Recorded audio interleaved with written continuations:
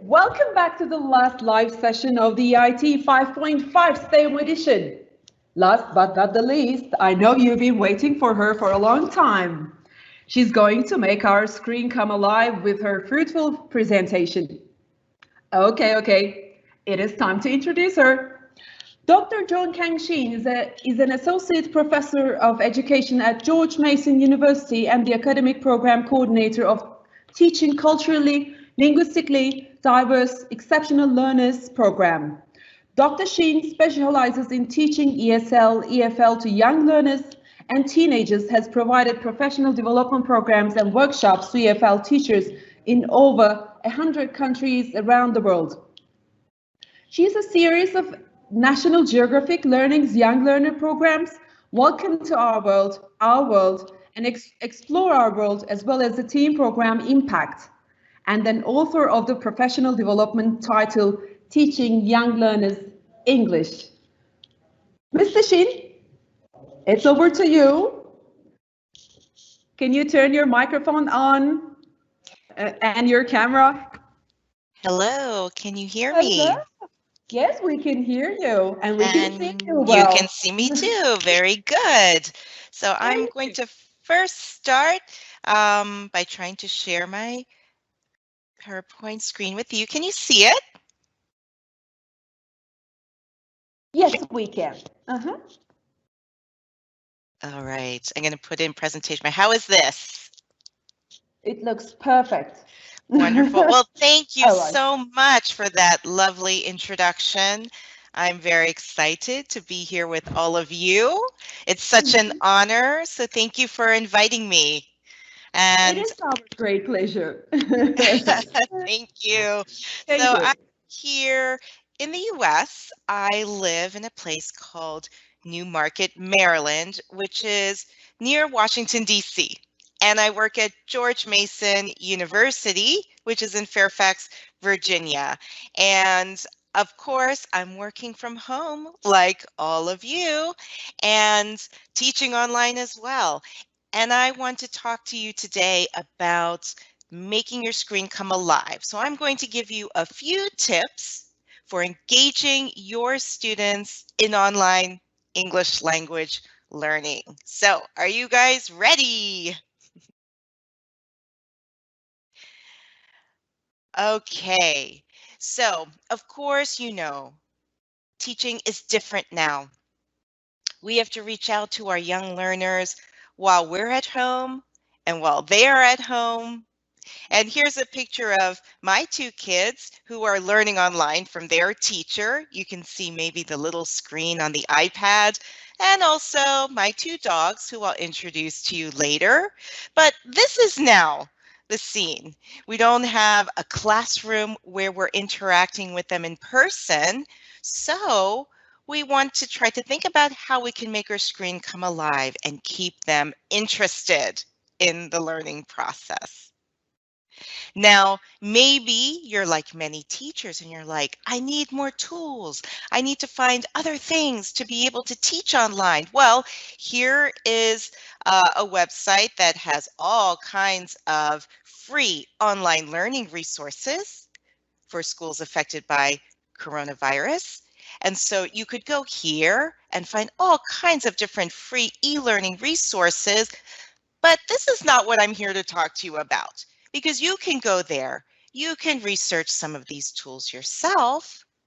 What I'm here to talk about is how to make your screen come alive. So what I want you to do in this presentation is to constantly think about, what do your students see when they are interacting with you online?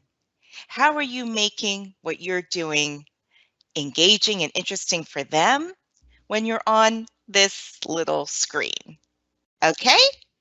All right, so reflect on it, think about it, put yourself in your students' shoes, and try to consider what they're seeing and hearing and doing. All right, so let's get started with my first tip. So to begin with online teaching, the first thing I want you to do is not to worry about what you don't have, because you might be thinking, I don't have my classroom anymore. I don't have all those resources in my classroom. It's not fair. How am I going to teach my students when I don't have everything in the classroom? Well, instead of thinking about what you don't have, start with what you have. So think about all the resources you might have in your own home. So here's a list of things, of course. You might have food or clothes. Maybe you can show the furniture in your house. Maybe you have tools in a toolbox. Look in your drawers. See what you have in there. Even things like recyclable materials. Maybe you can use them to engage your learners. So first thing I want you to do is do what I call a treasure hunt, because all of those things that you can find in your house to use for English language teaching, those are all treasures you have. So step one is, of course, you look at your lesson content and your objectives, and then just go room to room in your home and look for objects to support your lesson. And don't forget your closets, of course. Now, you can see me here. I'm carrying my laundry basket, and I'm just carrying it and going around my room or in my house, room to room, to see, what do I have? What are all those treasures? You could see here that I actually found one of my oldies but goodies, brown bear, and I thought, oh yeah, I can use that. Maybe you're teaching older learners and you're teaching about interviewing skills. Well, maybe you can find a suit or something to show appropriate clothes for doing professional interviews. Depends on what you're teaching. Here I'm raiding my husband's closet for his suits and professional clothes. So after that, you collect all the objects to use for your next lesson. So think about, for a unit on toys or animals, why not go to your kids' room if you have kids and find all of those wonderful things that they have in there to use? So I was excited because I found this red bird, which, if you know brown bear, you know they have a red bird. And so I was very excited that I found a red bird for me to do my storytelling. Okay, so you can find all kinds of things. As you go through, keep an eye out. You might have random items around the house. Here I forgot I had a camel, which I had gotten as a gift in Libya. So I thought, okay, I'm going to put that in my laundry basket. Of course, there's tons of things in the kitchen. Every teacher has a lesson on food. So look for fruit, vegetables, anything that you have to support the learning of the language in your classroom. Also, remember that your students can use what they have at home too. So maybe you can do a show and tell. Ask them to show and tell you about their favorite belongings. This is my daughter with her favorite owl puppet telling me about the research she did about barn owls. You could also make it a game by saying, okay, maybe you were learning about fruits and vegetables. You could go ask a student, okay, grab one fruit, one vegetable, bring it back, and then see what they have. So there's all kinds of ways you can start with what you have and what your students have. Now, maybe you do a unit on pets. Sure. Here's me trying to put my corgi Penelope into my laundry basket. She didn't fit and didn't want to stay in there. And maybe pets can be distracting for your class because you can't always control them very well. At least I know I can't control my dogs very well, especially if I wanted to use them in a class or in a lesson. But maybe I can use photos, and that's another good option. So I am going to show you a story that I created just by taking photos that I had on my cell phone. How many of you have hundreds and hundreds of photos that you can scroll down and take a look at? So I made a story for my students, and it is called The Story of Sherlock. Once upon a time, there was a puppy named Sherlock. His mommy loved him very much. They worked together. They played together. Then, one day, his mommy got married. Now he was part of a family. The children loved him, and he loved the children. But one day, the family adopted another puppy. Her name was Penelope. Sherlock was not very excited about this new puppy. Penelope loved Sherlock, but Sherlock did not like the new puppy. She kept following him around. She took up all his space. Then, one day, Penelope wanted to play. Sherlock got angry. They fought and fought until Sherlock realized this was fun. And now they are best friends. And that is the story of Sherlock and Penelope. Did you like my story? Let me know in the comments if you liked my story. Now, I want to emphasize that this was made only by pictures on my cell phone, and it's a true story. So you get to know a little bit about me and my family and my pets. All right, so my next tip is to be aware while you're there. Now, what does that mean exactly? Be aware while you're there. Well, you have to think about, remember in the beginning I said, think about what your students see on their screens.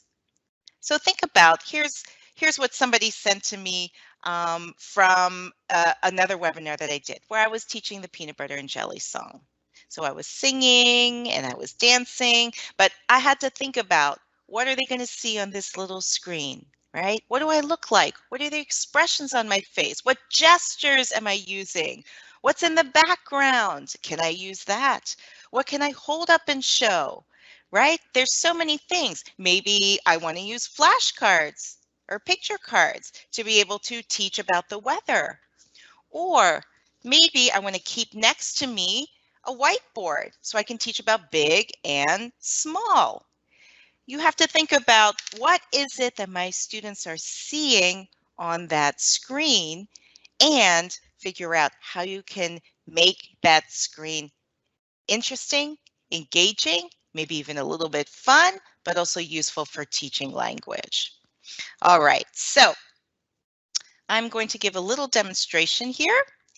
And oh, here you can see the little video where I was trying to, in my little screen, teach about the peanut butter and jelly sandwiches. All right, so, oh, also imagine your kids and students, they're probably looking at tablet screens, looking at phone screens, looking at the TV all the time. They look at screens a lot. So you have to compete with the types of things that they're seeing. And so you want to make sure you're being aware while you're there of what they're taking a look at. Now, I want to show you a little demonstration of some different ways you might engage them. And so think about it this way. Maybe you might use something like a big book in your classroom. Okay, so let's say you like to use a big book. Well, let's see how it goes if I try to use a big book in an online class. All right, so here's the book. The story is called A Big Lesson for Little Frog. Okay. Hi. Little Frog looks up. He sees Monkey in a tree. Monkey says, "Look at me. I can swing through the trees. Can you swing too?" All right, how's it going? It's a little bit difficult to use something like a big book. Now, this might work in your classroom, but for an online class, if you think about it, it's a little screen. So what you want to do maybe is try something else. Okay, so now what about this? Can you see my little book? All right, so let's try again, okay? A big lesson for little frog.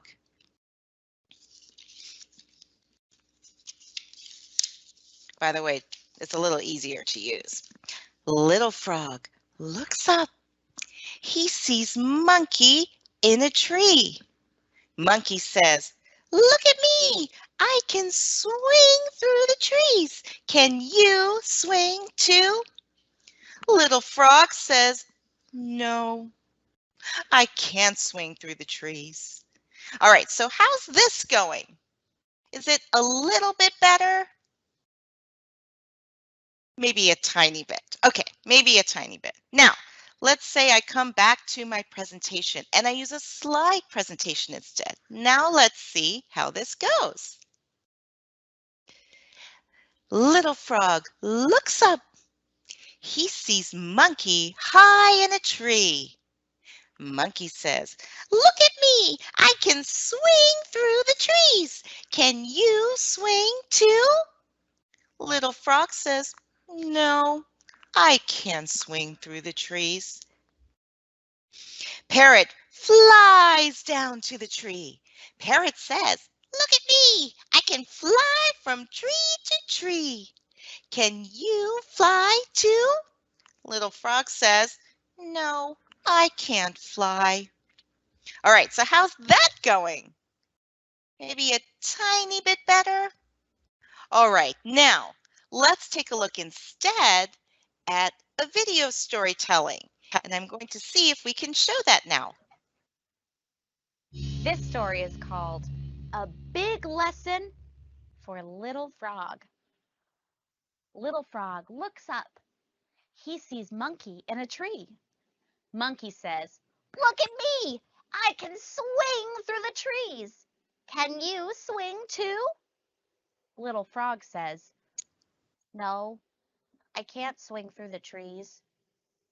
Parrot flies down to the tree. Parrot says, "Look at me. I can fly from tree to tree. Can you fly too?"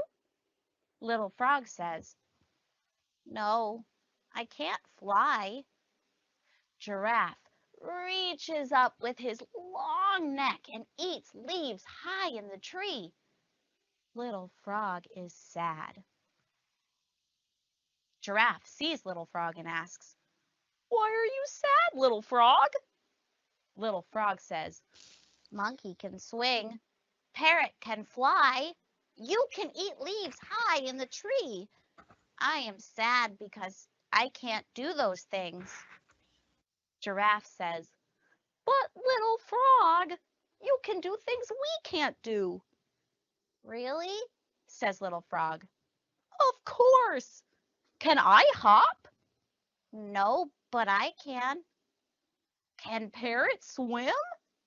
"No." "Can I swim?" "No, but I can," says Little Frog. "Can we catch bugs with our tongues?" "No, but I can," says Little Frog. "There are many things, Monkey, Parrot, and you can't do, Giraffe. I'm very sorry for you. Please don't be sad." Little Frog is happy now. He hops away to swim and to catch bugs. The end. Good story. What fun! What fun! Our story is done. Excellent. Well, thank you. Did you enjoy that story? I hope so. All right, so can you now see me and hear me still? Yes? Okay, great. Sorry. All right, now we're back. Okay, so how did that go? Now, there's many ways you can try to engage your learners through the screen. So of course, big book, that's probably for a classroom situation where students may be sitting all around you, so you need something big to engage them. But you're trying to engage your learners now in a different environment. There's a small screen. So maybe a little book is better, or perhaps you can engage them in the slide presentation of the book, or even a video storytelling. But it all depends on what your objective is in the class. So if I'm trying to teach my students certain words and I want to point out the pictures, maybe I'll use a little book to engage them in the screen.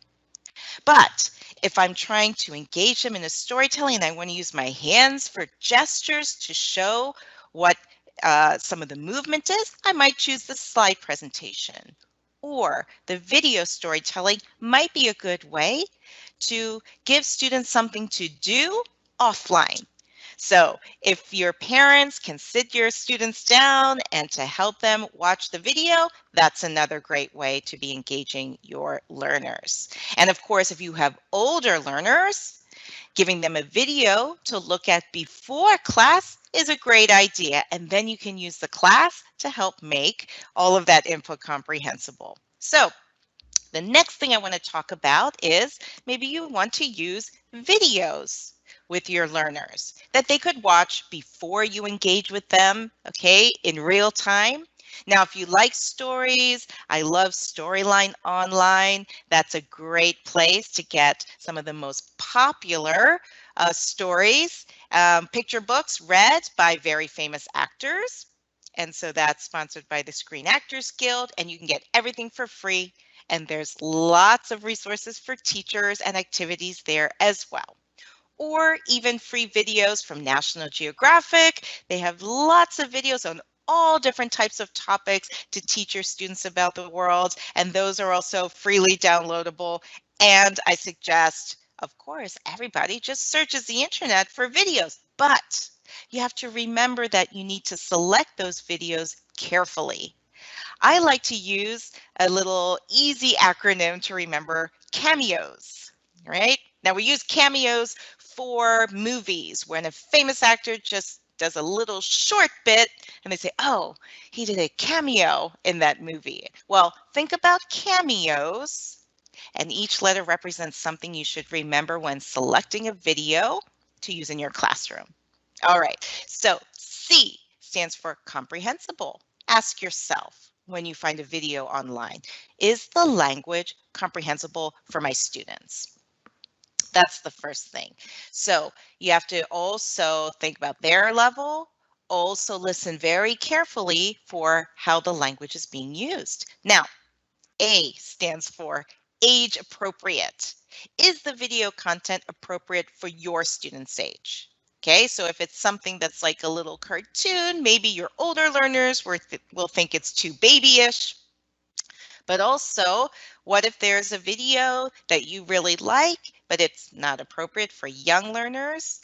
Always remember to watch the video from beginning all the way to the end, so there's no surprises when your students get to the end of the video. Make sure it's age appropriate. Now, the other reason why you want to make it age appropriate is it's got to be meaningful to your students, but also think, is language being presented in a meaningful context? There are lots of videos that are made for English learning that can help students learn very important things. Maybe it's the alphabet, maybe it's new vocabulary, but we want to try to find videos that'll help students learn about the language in a meaningful context. Okay, so try to choose videos that also are going to help your learners see the language used in a meaningful way. Now, E stands for engaging. Is the video engaging and interesting for your students? Of course, being age appropriate, it's connected to that. If it's not meaningful then, it's connected to that. But think about, what are your students into?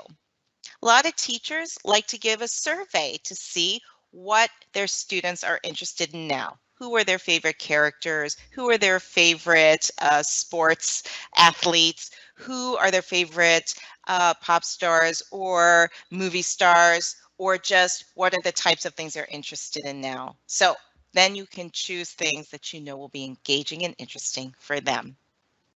Oh, so important. Is this video aligned with the learning objectives in my lesson? So maybe you found something interesting, it's age appropriate, it's comprehensible, but it doesn't really connect to the lesson that you are trying to teach next. Okay, so always try to think about that. And the last one, very important, S. Does this video support my students' comprehension of the language? Are there useful visuals that'll help make the input comprehensible? Is there text or subtitles or closed captioning included? That could help your students to understand the video. Now, if it doesn't have enough with support, then you have to think the next step. What can I do as a teacher to provide that support? So maybe it's got everything, CAMEO, but there isn't quite enough support, then that's up to you. That's your job, and that's where you come in to provide the instruction to help students comprehend that video. So tip 3 is engaging videos. So anytime you find a new video, this is a video, it's called Clam versus the World, which is all about clams. I don't know if you're even interested in clams or if your students are. So what do? You watch the video and then you take a look and see if it has CAMEOS, cameos. All right, hopefully you won't forget tip 3. Now, tip number 4, use routines. An online class also needs a routine, a schedule, something so that students know what to expect at the beginning, in the middle, and at the end. So I want you to imagine what classroom management is like in your face-to-face class. Okay, so maybe in a face-to-face class, you do things to keep your learners engaged. Sometimes they stand up for an activity. Sometimes they sit down for an activity. I greet my students. I do this, I do that. Okay, so here you see on this slide a routine chart. And I usually give my teachers a routine chart because in the middle you see the lesson. Okay, that's your lesson where you're warming up with the language, where you are connecting to students' background knowledge, where you're presenting the language in a context, where you're practicing the language. Okay, lesson is like in your lesson plan. That's how you're going to teach the language. But the routine chart is all the other things you prepare, okay, around your lesson. Okay, so first you take attendance. Okay, then you do a greeting. And then maybe in the lesson you have prepared some attention getters and brain breaks. And then at the end of the lesson, you do some type of exit ticket, which I'll talk about, and then a farewell. You can do that in class. What I'm suggesting is that you create a routine for your students in an online class. All right, so for example, maybe you will take attendance, but when you take attendance and you say, okay, is Johnny there? You're going to also have the student let you know how you feel. Okay, so this might be for older learners. I love this feel wheel because sometimes when we ask our students, how do you feel? They say, I'm good, I'm well, I feel okay, I'm happy, but we want to expand their vocabulary so that they don't say the same thing every time. Okay, so you could be talking and then you could have your students share in the chat box one word, how they feel, or they have to write a full sentence. Okay, so for example, maybe I feel happy today, but instead of happy, I'm thinking, oh, I feel a little playful today because I'm doing this webinar. Oh, actually, I'm going to use another word. Maybe I feel joyful today because I'm here with all of you online. So ask your students, use a feel wheel, share one word, share a sentence, maybe an object share, right? They could share one object. Oh, I got this beautiful fan in China. I feel really hot, and so I'm going to share this fan because it's very hot here now. Or one picture share where they show a picture of themselves. In this case, here's a picture of me when I was very little, and you can see me here with my brother, my dog. And it makes me feel joyful to think about the times when I could see my family and spend time with them. Okay, so start each class with, how are you? have students type in the chat box, or they can share one-on-one, depending on how you are teaching them. Now, if you have young learners, you could also start every class with a song. This is the hello song. All right, I'm going to teach it to you. Okay, so I could start every class by singing this. Okay, listen first. Hello, how are you? Hello, how are you? Hello, hello, how are you? I'm very good. Yeah, I'm very good. Yeah. Thank you very much, and you. Cha, cha, cha. All right, so you could have students put in their own words. Okay, so maybe they feel a little bit tired. Then you could sing the song like this. Hello, how are you? Hello, how are you? Hello, hello, how are you? I'm very tired. Yawn. I'm very tired. Yawn. Thank you very much, and you. All right, so many ways to use the song. You could ask students to put in how they feel, and then you sing it. All right, so start the class with a routine, maybe a song. You can always use and prepare things like attention getters. So what I've been seeing with teachers now is that they will have a student do an activity. So the student gets the book, does the activity, but they need to get their attention back. Sometimes that's hard. So think of it using attention getters the same way. Use a train whistle to get their attention back. And you tell them, when you hear the train whistle, you have to look at me. Or maybe a bell. Whatever it is to get their attention, so they look back at you on the screen. Or even you can use the same thing that you use in a class where the teacher says, 1, 2, 3, eyes on me. And then what did the students say? 1, 2, eyes on you. You can use the same one. All right, so attention getters. Now, online learning is the same as face-to-face. Kids might be working hard on something and they need a brain break. Now, unlike the classroom, where in some classrooms, there's a lot of desks and chairs, and actually there's not much room to do these brain breaks where students get up and move around. So in online teaching, students are in their homes. They have enough room. You could lead them in a shake, right? Where maybe they've been writing something. So you'd say, okay, let's do a brain break. Okay, shake one hand for 3 seconds. 1, 2, 3.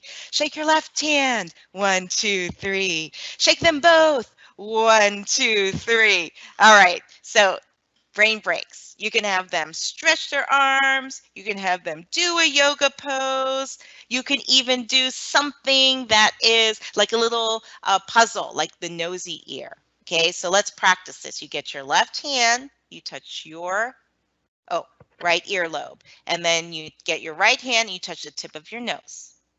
Okay, now you have to switch. So now your right hand should be on your left ear and your left hand on your nose. Okay, ready? Switch. Okay, and switch. All right, not so easy. It's like patting your head and rubbing your tummy.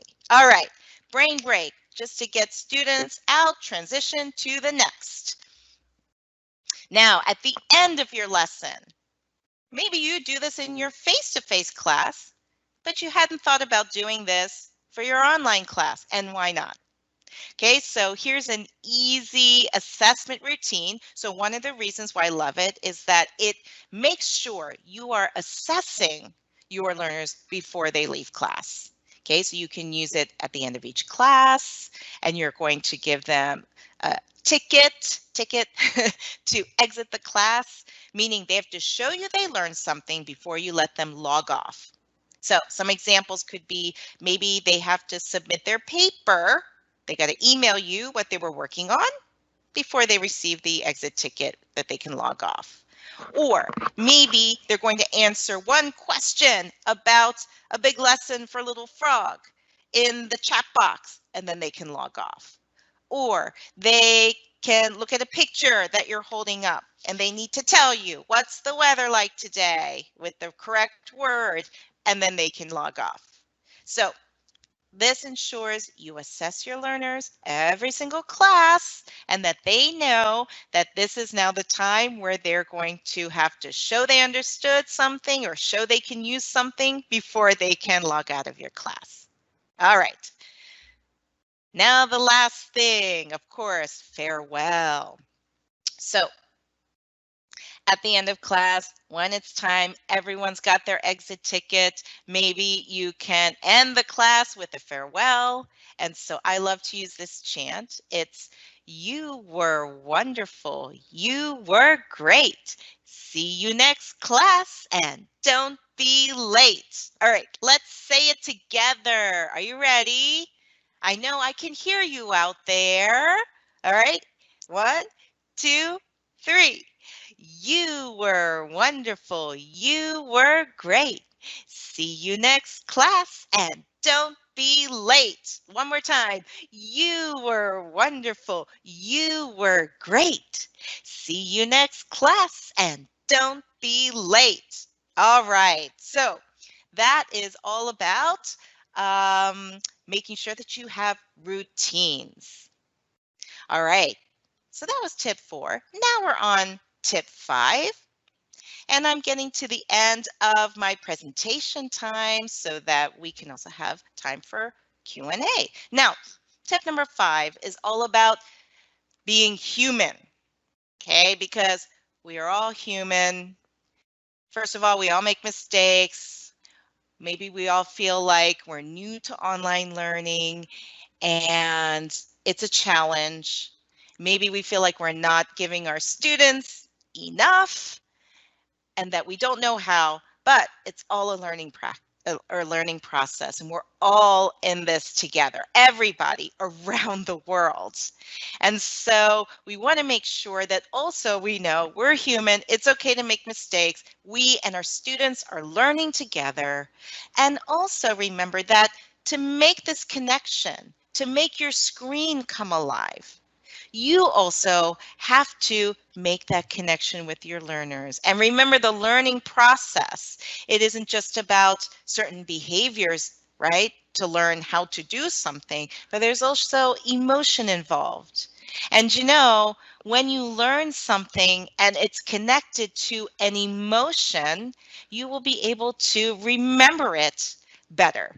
So when we're teaching our students online, you may feel like it's more difficult to make that human connection, but I'm telling you, there are so many ways to do it, and I hope I shared some with you today. And also remember that some of the examples I gave you, I'm actually letting you into my home. I'm letting you see parts of my home and see parts of myself. I have also shown you a story that comes from pictures from my phone. So I'm also sharing a little bit about me and my family and even my pets. So being human, that is also how you make your screen come alive. You want your students to be excited to log on and to learn something new from you in terms of English language learning, but also maybe learn something new about you that helps them to connect to you so that that little screen seems to disappear and all they see is you. So that's my last tip, which is to be human and to make that connection with your students, because ultimately that is the foundation for making your screen come alive. So that is the end of my presentation, and I am opening this up to any questions that you may have about the materials that I presented. I hope they were helpful to you too. Dr. John? Yes. You were wonderful. You were great. Thank you for your awesome presentation. It was perfect. Thank you. Please give her a big round of applause. Oh my God. As a teacher, I know how I can grab my students' short attention now. You know, I'm going to share it with everybody. And I want to share some insights of our attendants from all around the world. Okay. Including the USA, Korea, Japan, Thailand, Vietnam, and Spain, let me check my notes. Indonesia, Mali, Wow. Thailand. Yes. So thank you. Now I'm sharing some insights with our attendees. Great session. Thank you. And Özge Yılmaz says your narration is very natural and immersive. Thank you. And one of the anonymous attendees said story line online .et is just great. Oh, great. Mehmet Çağlı Külekçi says it was awesome. You're giving us priceless ideas. And your narration is very natural and effective. Thanks for this inspirational sessions. They say so. And it's a great session and great. Okay. Thank you. Thank you. And a question from Jason.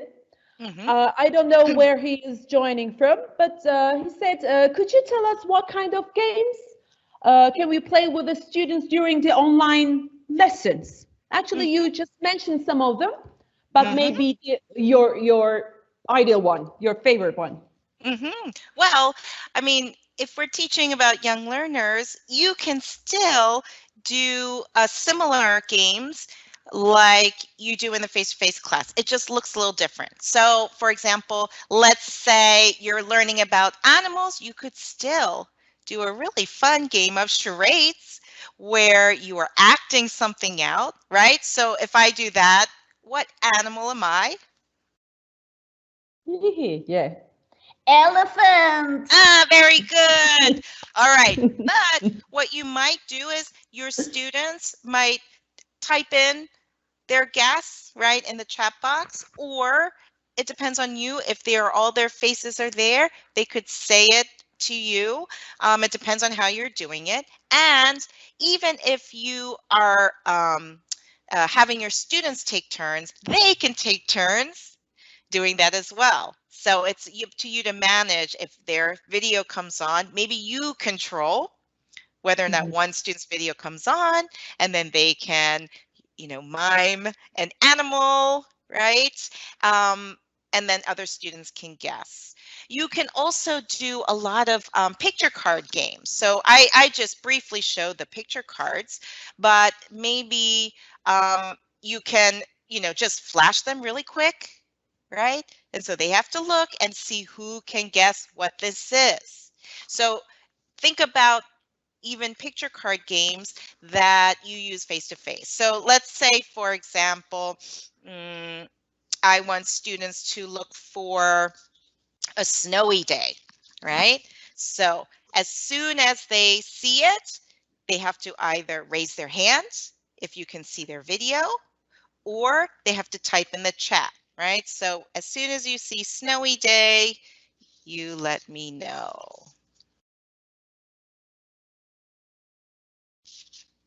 Okay, and one more question. I mean, I'm sorry. My apologies. I interrupt you. Okay. Fantastic. Thank you. And there is a name like Mr. Nobody. Probably he is from somewhere. And he goes like, how can we motivate ourselves as teachers? I mean, during these challenging days, he says. Oh, yeah. Well, part of my last part about being human, really, I wanted to include and say as much as possible about the fact that we're all going through so much. For many of us, it's very hard not to leave our homes and not to see family and friends. One way that you can really try to reach out and make sure that you don't get demotivated is to try to come together with some of your fellow teachers through something like Zoom or WebEx or like this Microsoft Teams to actually just come together and talk. 4 of us, I have 3 other very good friends who are teachers too in education. We just ended up doing like a little sort of happy hour where we just got together and we just chit-chatted about things. We shared ideas for teaching, but also just try to see how we are. And I think maybe we're not taking enough time to reach out for ourselves and to just FaceTime or talk to other people. And it's such a great way to reach out and so that you don't feel alone. So maybe homework is to reach out to 2 or 3 of your best colleagues and friends and get online and just talk, just chat, even if it's 15 minutes, and just check in and see how everyone's doing. I think maybe that we're not taking enough time to do.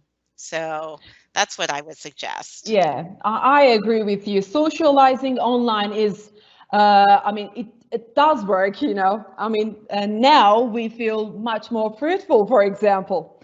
So thank you, Miss Shin.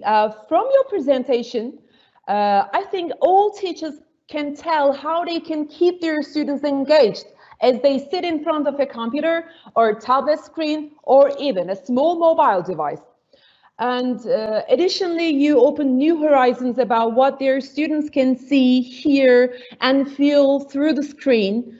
Yes, I can tell we're leaving this webinar with lots of practical ideas for making our screen come alive for our English language teachers. I thank you from the bottom of my heart. Oh, thank you so much.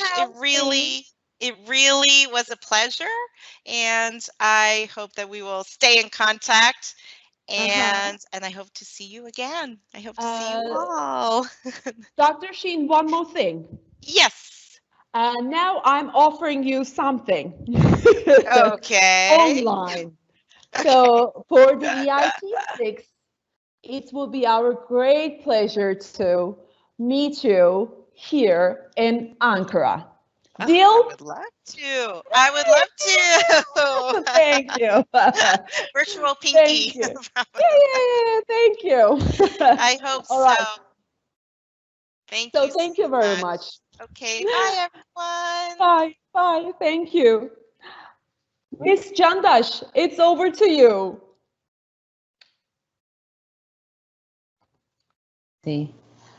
I think you feel all right, everybody there. We are just sending some messages in the Q&A session box so that you can get your certificates and you can get the recordings. If you follow Maya Schools on social media, you can easily access the recordings in 2 or 3 working days. Hope you enjoyed. We strongly believe that teachers have the power of changing the world under these tough conditions. We would feel so grateful as long as you could open new doors to this event, since it's our main goal to achieve with both face-to-face and online educations.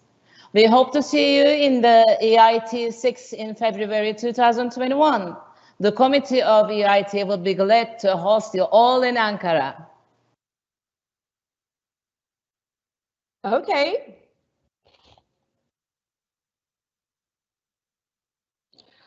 And everybody, thank you very much. But I have millions of thanks to the plenary speakers, sponsor publishers, attendees of this live event, Maya Schools management, Maya Schools ELT department members, of course, and again, of course, the team of EIT. My last words before ending. To the world, you may be just a teacher to your students. But to your students, you are a hero. Remember this, never forget this. Goodbye, stay home, and stay healthy. And to get your e-certificates, please remember to follow the instructions, which will be seen on the screen very soon, and there's going to be a QR code as well. So thank you very much. Bye. Stay home, stay healthy.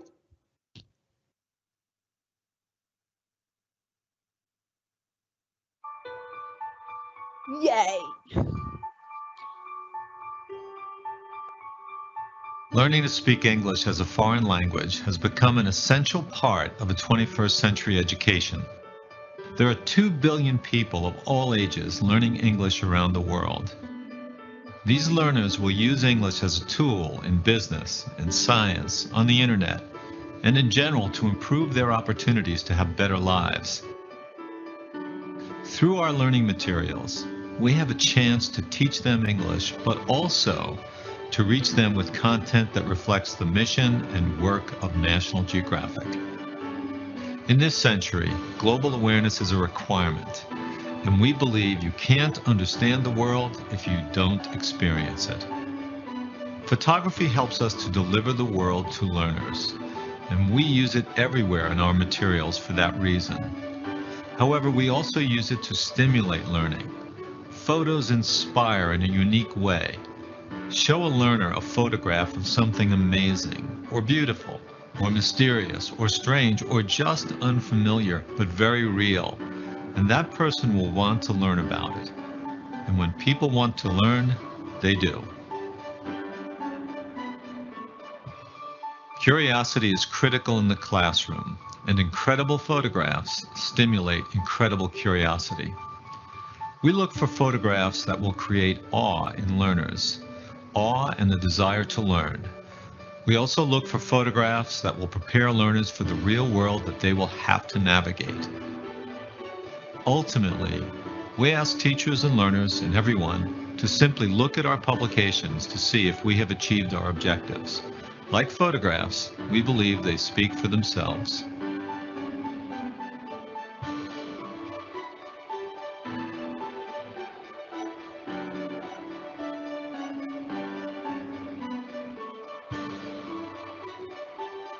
With incredible National Geographic photography and video, we can bring the world to the classroom and the classroom to life.